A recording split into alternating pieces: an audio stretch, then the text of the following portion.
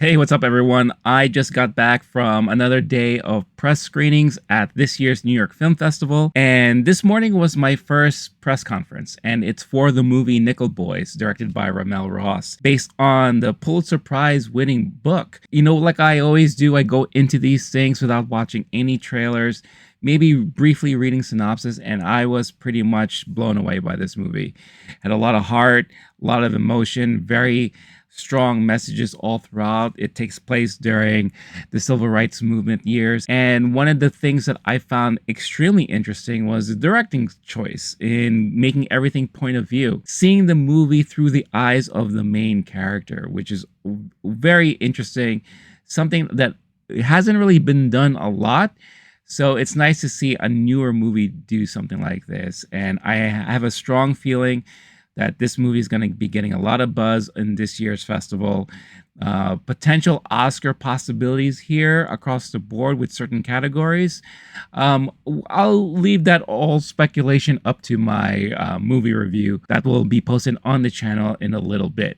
But you're here to see the press conference that I was able to record in full for all of you, including the audience Q&A. Of course, director RaMell Ross is there, and of course, the cast is involved. So you have the main cast, including Aunjanue, Ellis-Taylor, and Daveed Diggs, just to name a few. So sit back, relax, enjoy the press conference in its entirety. Enjoy.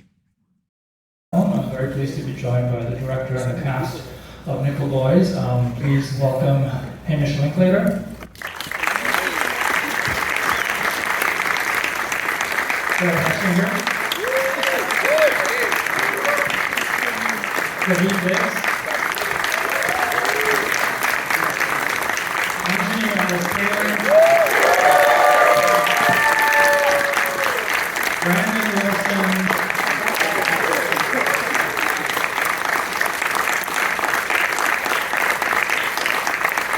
Herisse.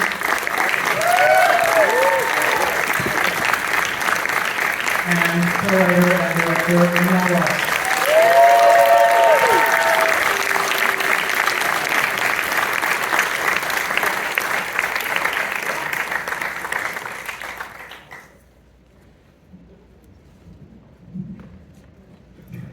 Thank you to all of you for joining us this morning. Last time we were on the stage, RaMell, was 6 years ago. Closing night of new directors, new films for Hale County this evening. So I'm just wondering if you can just tell us a little bit about at what point in this, the 6 years, did you come across Nickel Boys, the Close to the Whitehead novel, which hadn't been published yet at the time, and how you came on board as to adapt this? Yeah, thanks for staying, everyone.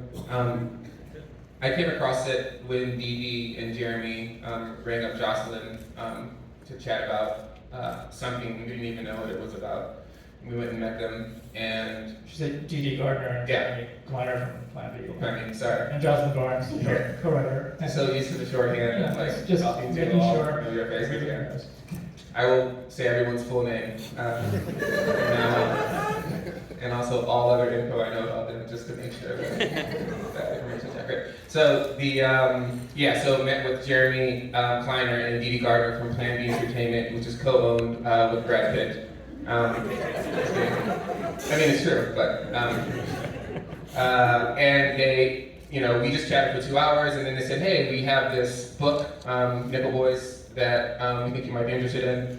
Would you like to read it? And I read it, and it was phenomenal, as expected. It's a Close to Whitehead book. And The book was already out, or? no, we had like a PDF. I printed out like our kind of confidential manuscript. Kind of went from there with Jocelyn, obviously Jocelyn Barnes, co-writer.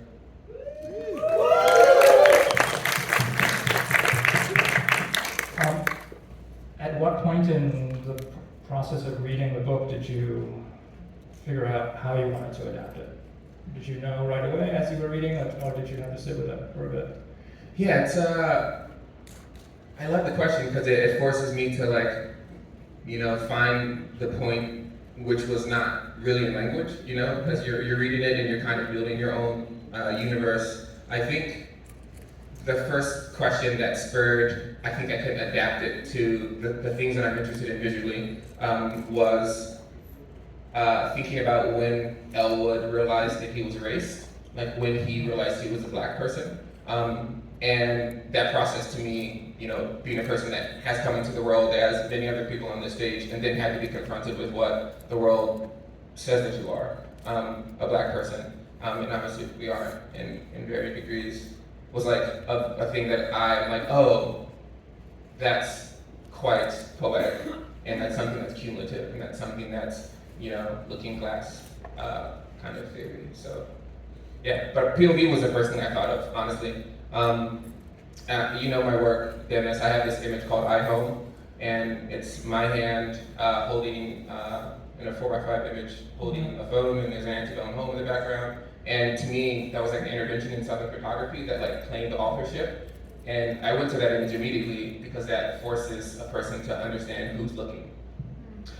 I'm curious about the decision to do POV, not just to do POV, but to do POV in a sustained way. I'm wondering if you thought about, you know, other films that have attempted this, or not, or maybe photography was, you know, was your reference point instead. But it's something that happens in films, but rarely happens for the duration of a film. Yeah, you know, I must say, Dennis, separately, I really wish I could like look at all my friends here while I was talking. So maybe next time I'll be on the other end so I can like look across their faces. Because I feel like I'm ignoring them.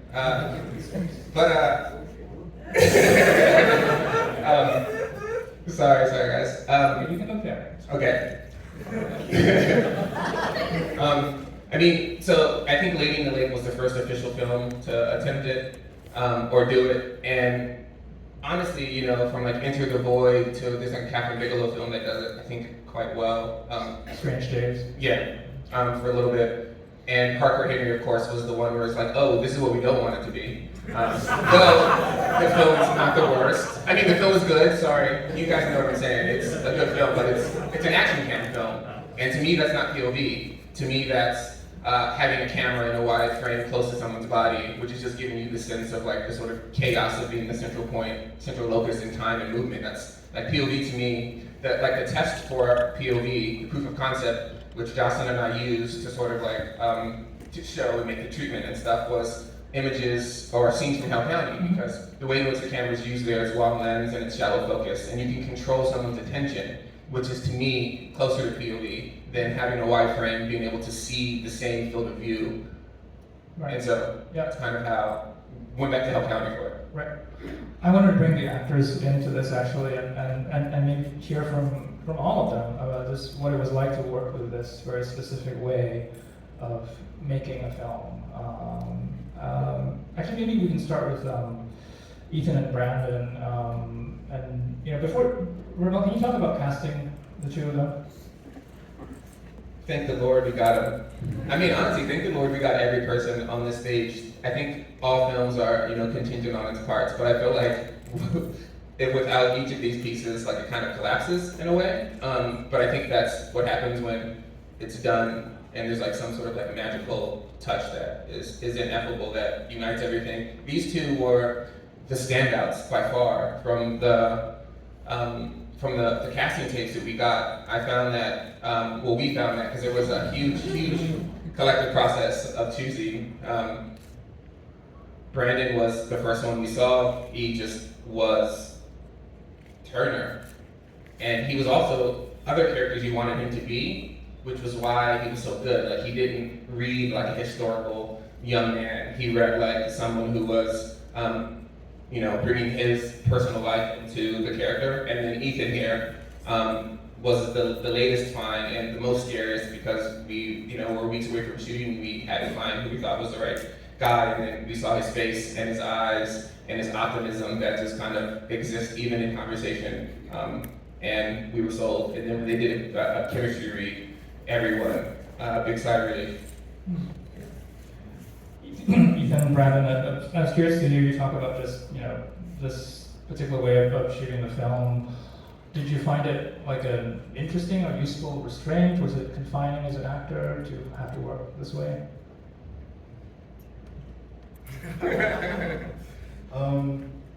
Yeah, it's completely nothing like I think anyone on the stage has ever experienced before.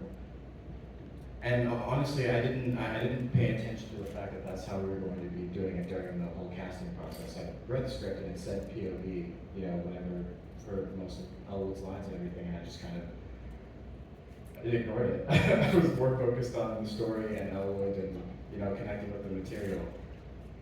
And then show up on set that first day and kind of handed this rig with the camera attached to it, and we're like, all right, we're gonna take a shot with like your hands. And I was like, oh, we're jumping right into this. And I think that there was no time to be worried or scared. It was kind of just, all right, like if they want to jump into it, let's jump into it. So I think that was very helpful for starting, and it took some time because again, doing this, when you start acting, one of the first things you learn is like, yeah, you don't look into the camera. It's not something that you acknowledge. It's supposed to be there. Whereas in this experience, like you always have to be when you are talking to Turner or to Elwood. And so it's a bit of unlearning, and then finding a way to connect and move in a way where you're not looking, into this lens, but you're looking into Turner's eyes or into Elwood's eyes. And it did take some time, and Brandon and I would work together before shooting scenes so that we were able to get a rhythm and kind of understanding of how scenes would go, or maybe his face is reacting this way to something that Elwood says, and then when you get in front of that camera, it's just letting it melt into his face and letting kind of the imagination take hold and go from there.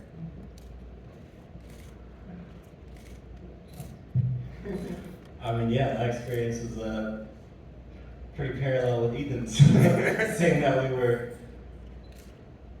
the two different perspectives looking into one another's eyes. But I mean, yeah, on that point, you saw the film, Ethan's eyes have like so much power, so to not be able to have that in the scene, it definitely takes me getting used to be able to find his face on that lens. Yeah, but like you said, we got to play and different things that he would do that I wouldn't be able to see because it's off camera, like got to inform everything, and then we just got to go and play. And we were always very present with each other, so he was always very close, like I was feeling. So good.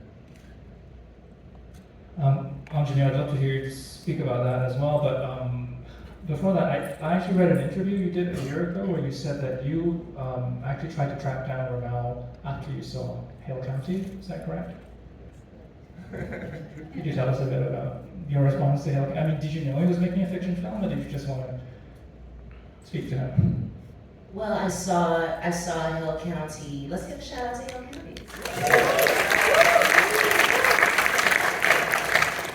And it's a southerner. I'm from Southwest Mississippi, and I often feel when I see documentaries or even photography that is about the South, about Southerners, particularly Black Southerners, I feel that it can be exploitative, insulting, but I saw Hale County and I felt I was watching something that was familial, and I felt witnessed. I didn't feel like something in a fishbowl. And so I was so excited after seeing that movie. Saw it in Brooklyn at BAM. Sorry. It's okay, BAM is a partner venue of the New York Film Festival. But I did see it there. And a couple days later, I knew that he was a professor at Brown. I went to Brown, so I knew the number, which was 401-861. So I knew how to reach him. And I called and got whoever answers the phone, and I said, may I speak to RaMell? Of course they were like, no. He give him a message. Anyway, so I was so excited that I wanted to find him. I don't know what I was gonna say to you, but I just wanted to say thank you, probably. And then, I don't know, 2 years later, a year later, I heard that they were doing something and there might be a part in there for me. And I said I didn't care what it was, I just wanted to be a part of it. I'd love to hear from the other actors as well, if you want to talk about just your experience, working with this particular formal device, this way of shooting the film. I guess with David, it was a little bit different in your case. Yeah. Yeah, I mean, I remember, so I got sent the script and I was meeting, the first time I read a script, I read it like it's a novel. I'm not really thinking about who I'm gonna play. I just am like, do I like this thing? And I read it and loved it. I was already so, and then I talked to RaMell and he was explaining to me what was gonna happen. He was like, look, I want you to feel undervalued, but like, your camera's gonna be on your back, like you're wearing the camera, but it's behind your head. And I was like, lit. That was wild, and I've never done anything like this before, and I'm sure I won't get to again. So like, yeah, let's go. That was a huge selling point for me, but it was mostly because I did not understand what he was saying at all. And then he sent me some dailies of these two, just like, just scenes that weren't, sort of rough cut together. And it was one of the most beautiful things I've ever seen before. And I was so enamored with them, and I was so enamored with the way it was shot. And I was like, oh man, I don't want to fuck this up. So like when I showed up on set, they put the rig on me pretty early in the day, and we're like, you can take it off. And I was like, no, I don't think I can. Can you bring a monitor over here? I gotta how does it work? I don't want to, So that was my whole thing was just like, it felt like too much responsibility. I didn't want to sort of mess up the visual language of the thing. And so I spent all day in that thing just trying to sort of figure out how does it look the most natural now that it's behind somebody's head, and like what are the ways you can sit there, what don't, where's my hand in the frame, blah, blah, blah. So it was super technical, but also really fun. And I got to work with great actors, do some great scenes. It was a really incredible experience for me. But it was scary because I was coming into a thing that was a train that was already moving, and it was so clear that it was going to be gorgeous already. Right. To David's point, I thought it was one of the millions of amazing things about this was I was seeing how Ethan and Brandon also sometimes doubled as cinematographers, and then Jomo, who is a cinematographer of the film, also contributed in some ways as an actor, because practically speaking, we would do the scenes sometimes, and we'd start with Ethan, and then Jomo or Ethan would be wearing the actual rig, and so he's doing the physical work of an operator in that, and so the line between cinematographer, actor, all these kinds of rigid boundaries become opened up, and you start really feeling the movie. It was the experimental courage and emotional depth that RaMell always creates. So it was just like seeing them become cinematographers as well, and seeing Jomo be an actor was really fun as an actor, because that's something that just never happens before. And Hamish, curious to hear your perspective too. I was a massive fan of the book. I got it the first week it came out, and my bookstores has like the little signed copies. I don't know, they're cheap or whatever. So, and then they called me about it, and they were like, "Do you know the story?" And I was like, and I took a picture of my book, and I was like, "Yeah, I know the friggin' thing." and then I read the thing about the POV and the thing, and I was like, "Oh my God!" Because when you read the book, you read those last pages, and you're like, "Oh no!" And then you read them again, and you read them again, and then he had done it. I mean, he had done that ending with this unbelievable, humongous artistic swing. And then we showed up on set, and they're like, "But you're not really going to do it." And then it's like, "Oh no, I have no idea where the camera is because the guys are hiding from me." And then also,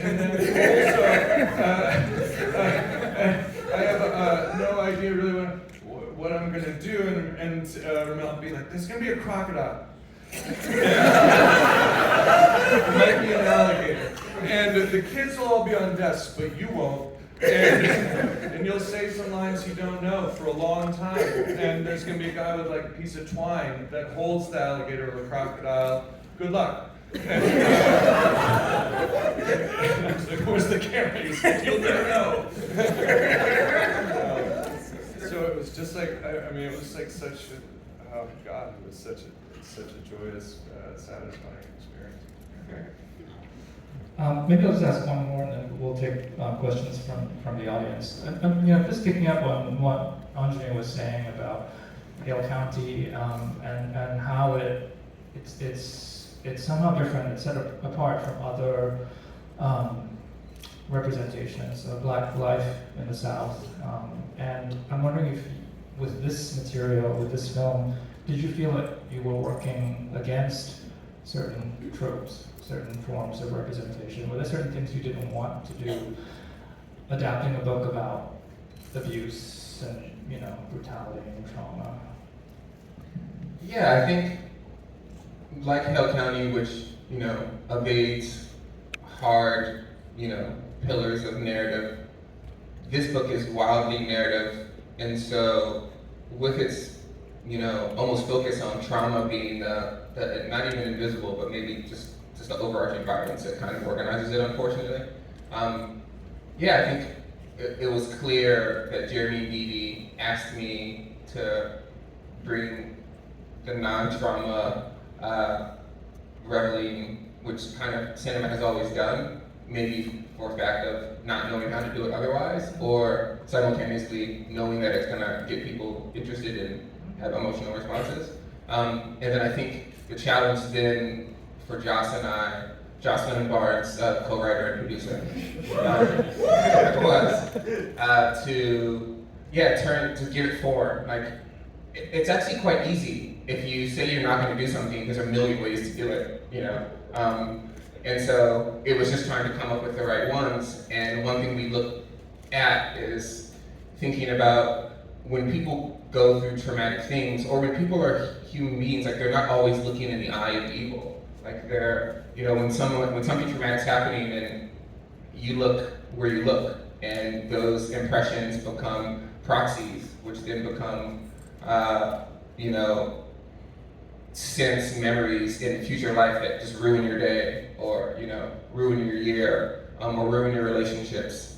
And so we wanted to think about like, where do people look, and then also try to figure out how to bring the truth of the Dozier School, which is all the source material, of course, of Colson's novel, Dozier School for Boys in Florida, that closed 2011, and they dug up the bodies in 2013, unfortunately.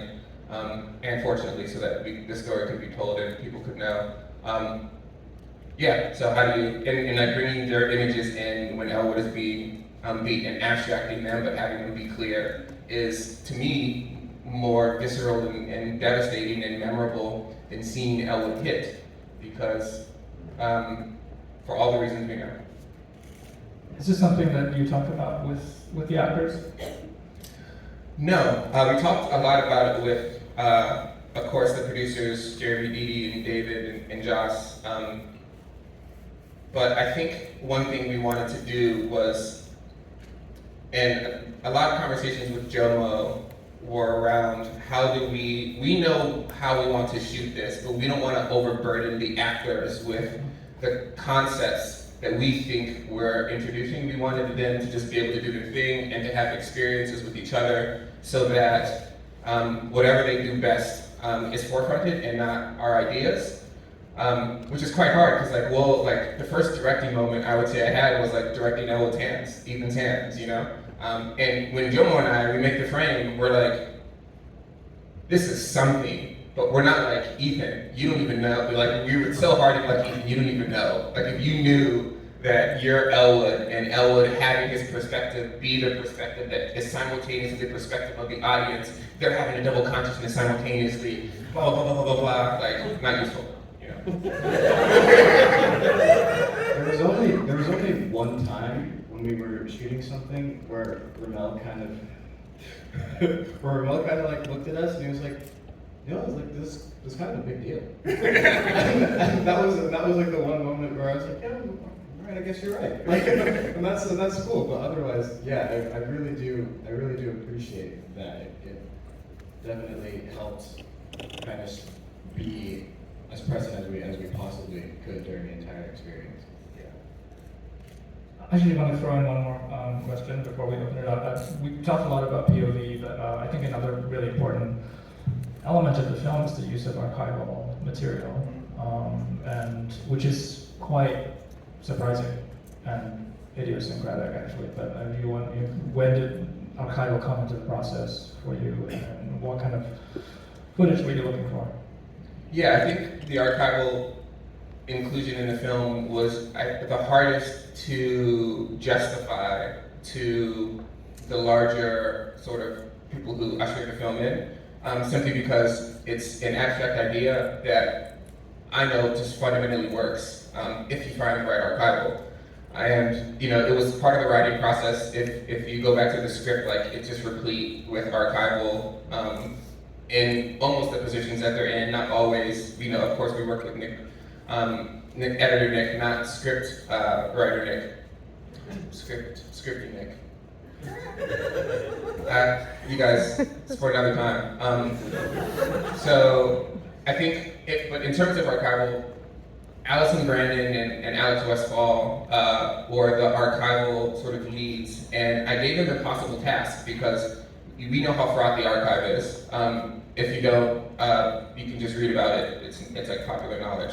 Celia Hartman has a critical fabulation, which is an amazing concept to deal with these issues. I mentioned that just to like give you guys a bone if you care. And I think looking at archival images and finding the interstitial moments that are sort of outside of the fraught power dynamic between the camera and the person on the inside, going to the Black County Archive, which Bell Hooks says is the only site of resistance against the sort of onslaught of images made by people who necessarily don't have the same interest in revelatory humanness, is what we wanted. We wanted to bring truth, hard, factual, evidence, document, pedagogical truth into the film, but have those moments be moments where we're sort of rescuing people from archival conditions in which the power dynamics thrive.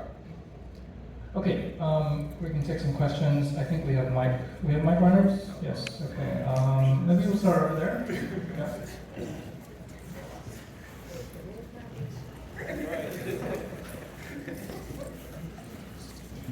Hey guys, this is going to be for anyone who wants to answer.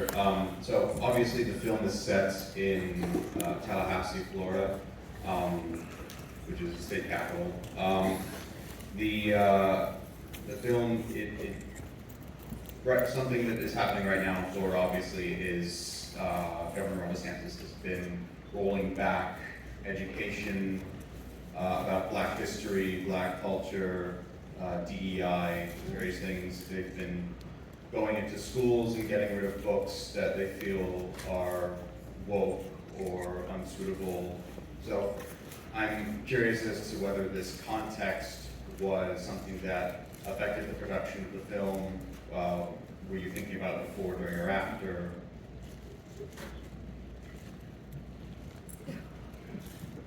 Hamish?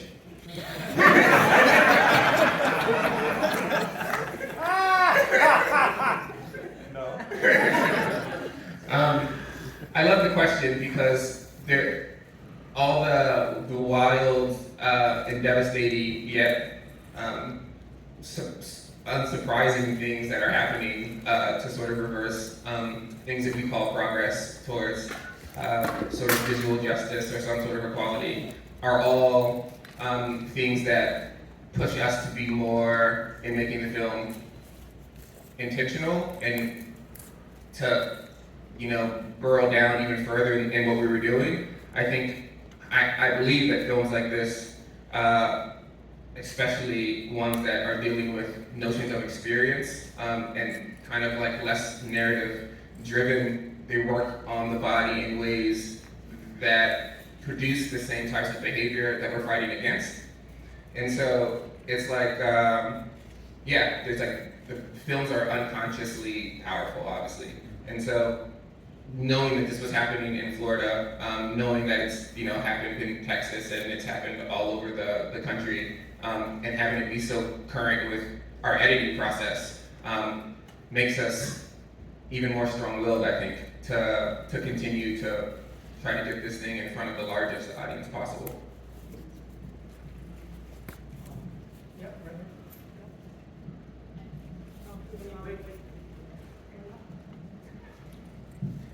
Hi, as an early reader and big fan of the book and now an admirer of your interpretation of it, I'm just curious, did Colson Whitehead have any participation in the production, and has he seen the movie and had a response to it? As far as I know, Colson Whitehead is the writer who wants to write and do that. And so I talked with Jeremy and Dee, and I can't believe he's letting me do this. Get his email address, write him an email, really long one, overly verbose, as I'm sure you can imagine. I always wanted to be a writer, type of thing. Just true. And then he writes back, appreciate it, congratulations, and good luck. And at first I was like, I blew it, way too many words. I didn't really, but then I think it was just him giving his blessing, which I appreciated because, the pressures of making a film are well known, and to have also the one-to-one pressure of the original artist's expectations. Unsure how that would have panned out. I think he's watched the film. I don't know much else. I've been told by many that Colson is in the middle of writing another book, and I imagine if I were to write him, he would say the same thing. So I'm not going to, but I'm sure I'll chat with him at some point.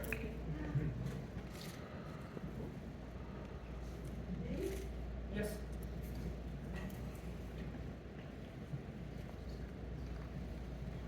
Bravo to all of you, and thank you from the bottom of my heart and for whatever depths my brain can reach at this point for the illumination. This is a magnificent work of art, and I really appreciate it. I am very interested in the way in which the actors and the environment are integrated in such a way that they're inseparable. And there are details that I noticed that support that, and I'm curious about where those details came from. For example, rebel green paint. Where do you find these things? How do they erupt into your narrative and get realized in the production? Thank you. I also will say, I haven't had a chance to listen to David, Fred, or Hamish talk about the film. Spent a bunch of time with these three, and so we've chopped it up a bunch. It's really moving to hear you all talk about the process, and also from my perspective, the way in which you all worked was so unbelievably sensory and vulnerable, but also confident, but also open, all of these strange things. And so I kind of say again that I don't know if anyone else could have done it, it's strange, because maybe someone could have, but it's like David, when you put that thing on and you were like, give me the monitor. And I was like, all right, dude. Just kept going like that. And you started, checking angles and seeing your body. I look over and Joe was like, and we're like, whew. We thought that this was right, Having conversations with Fred early on, and Fred, he actually challenged Joss and I to think about hardcore a little bit differently, which was whew, beautiful, thank you, you got us to another point. Hamish, just comes in and I don't know if I should say this publicly, but he was like, I want to bury Spencer. And he did. He like did these really, had these unprecedented idiosyncratic interpretations of this character that like I will not take credit for directing, that are just like so alive on set that every person that's there is kind of like, how is this possible type of thing, you know? I can compliment these three, and I have otherwise before, but I just wanted to say those things about those three because I really wanted to respond to everything that you three said when you guys talked. But to your question, ma'am, sorry for speaking at length. You asked about the integration with the environment and Rebel Green Paint. Excuse me? Rebel Green Paint. Rebel Green. Thank you. I would have got there, but everyone would have left by then. So. Yeah. So I'd say like this is the most interesting thing to me about the filmmaking process when you are working with people that you trust, right? So Nora Mendes was the production designer, and shout out Nora. And she had a team of people who were like bibliophiles, who were artists. Like all of them are artists in their own right. And so, you know, I talked with her. And I'm like, wow, we share the very same view about repeating ideas and visions of history. And so every time, so basically her crew would try to integrate little bits of like sort of factual, they're not red herrings because they're not dead ends necessarily, but they are like little thought bubbles about what we know and the overlaps of irony, the overlaps of truth, the overlaps of whatever in time and history. And so I will not take credit for that. That's like Nora's crew and Nora. And of course, they bring the ideas to me and I approve them. And I thought it was brilliant. And there are, as you mentioned, other ones in there. But this is like, I think the best part of the collaborative process is like working with people who you can actually give the idea to. And then you can work from their sensibility to like shape it into something that in combination with all the other elements, is like way bigger than one person can ever imagine. Sure. Okay, we have time for one final question. Yeah, we'll go to the front row.